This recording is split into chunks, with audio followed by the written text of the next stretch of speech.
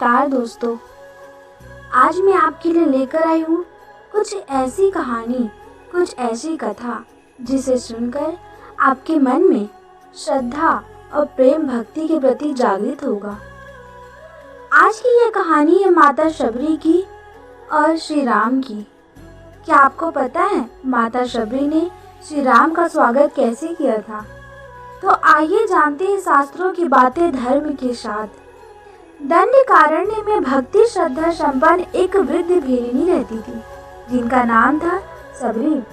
एक दिन वह घूमते हुए पंपा नामक पुष्पकरणी के पश्चिम तट पर स्थित एक अति स्मरणीय मतंग वन में मतंग मुनि के अत्यंत सुंदर आश्रम में पहुंची। अनाथ शबरी ने मुनि के चरणों में सिर रख दिया और उनसे शरण मांगी। दयालु मुनि ने उन्हें शरण दी तथा भक्ति का ज्ञान दिया। मतंग मुनि सदा प्रभु भक्ति में लीन रहा करते थे। अंत समय में उन्होंने शबरी को आदेश दिया, तुम यही रहना क्योंकि यहाँ श्री राम और लक्ष्मण आएंगे। तुम उनका स्वागत करना। श्री राम परम ब्रह्म हैं, उनका दर्शन करके तुम्हारा जीवन सफल हो जाएगा। शबरी के मन में श्री राम भक्ति की एक लौ उन्होंने जगा दी थी। गुरु के आदेशानुसार शबरी श्रद्धा पूर्वक प्रतिदिन आश्रम में प्रभु श्री राम के आगमन की प्रतीक्षा करती रहती थी कि पता नहीं प्रभु श्री राम कब पधार जाए। अतः नित्य आश्रम के प्रवेश द्वार तक मार्ग को बुहारती और संपूर्ण मार्ग को नवीन पुष्पों से ओढ़ देती थी। भगवान श्री राम आएंगे यह गुरु का संदेश था। उन्हें इसका दृढ़ विश्वास था। कब आएंगे पता नहीं, पर आएंगे अवश्य। वह श्रद्धा भक्ति पूर्वक रात दिन श्री राम जी का स्मरण करती थी। उनके स्वागत के लिए प्रतिदिन वन के ताजे पके कंदमूल फल संग्रह करती थी। उन्हें विश्वास सा हो चला था कि प्रभु श्री राम लक्ष्मण सहित अवश्य आएंगे। अंततः वह शुभ दिन आ ही गया। प्रभु श्री राम सहित सीता की खोज करते हुए शबरी के आश्रम की ओर आ ही गए। शबरी ने देखा श्री राम और लक्ष्मण मतंग वन की शोभा निहारते हुए बहुसंख्यक वृक्षों से घिरे हुए सुरमय आश्रम की ओर आ रहे हैं। शबरी सिद्ध तपस्विनी थी। उन दोनों भाइयों को आश्रम में आया देख वह हाथ जोड़कर खड़ी हो गई। उन्होंने श्री राम और लक्ष्मण के चरणों में प्रणाम किया। कमल सदृश नेत्र, विशाल भुजाओं वाले, सिर पर जटाओं का मुकुट और गले में वनमाला धारण किए सुंदर सांवले और गोरे दोनों भाइयों के चरणों से शबरी लिपट गई। श्री राम ने शबरी को दोनों हाथ बढ़ाकर उठा लिया और प्रेम पूर्वक पूछा, हे चारुभाषिणी, तुमने जो गुरुजन की सेवा की वह पूर्ण सफल हो गई ना? उनके ऐसा पूछने पर शबरी ने उत्तर दिया, हे रघुनंदन, आज आपका दर्शन पाकर मुझे अपनी तपस्या में सिद्धि प्राप्त हो गई। आज मेरा जन्म सफल हुआ। गुरुजनों की उत्तम पूजा भी सार्थक हो गई। ऐसा कर शबरी ने दोनों भाइयों को पाद्य, अर्घ्य और आचमनीय आदि सामग्री समर्पित की।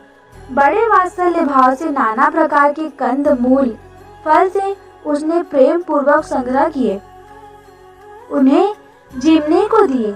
श्री राम ने बड़े प्रेम पूर्वक उन मीठे पके कंदमूल फलों को ग्रहण किया और उनके दिव्य आस्वाद का बार बार बखान किया।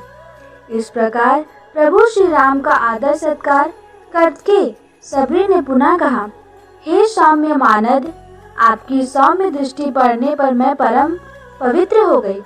शत्रु दमन आपके प्रसाद से ही अब मैं अक्षर लोकों में जाऊंगी। फिर वह हाथ जोड़कर खड़ी हो गई। तब श्री राम बोले, हे भामिनी, मैं तो केवल भक्ति का ही संबंध मानता हूँ। जाति पाति, कुल, धर्म, बड़ाई, धन बल, कुटुंब, गुण एवं चतुराई, इन सब के होने पर भी भक्ति रहित मनुष्य जलहीन बादल सा लगता है। उन्होंने शबरी को नवधा भक्ति का उपदेश दिया। कहा, मेरी भक्ति 9 प्रकार की है। संतों की संगति अर्थात सत्संग, श्री राम कथा में प्रेम, गुरुजनों की सेवा, निष्कटक भाव से हरि का गुणगान, पूर्ण विश्वास में श्री राम नाम जप, इंद्रिय दमन तथा कर्मों से वैराग्य, सबको श्री राममय जानना, यथा लाभ में संतुष्टि तथा छल रहित सरल स्वभाव से हृदय में प्रभु का विश्वास, इनमें से किसी एक प्रकार की भक्ति वाला मुझे प्रिय होता है। फिर तुझमें तो सभी प्रकार की भक्ति दृढ़ है।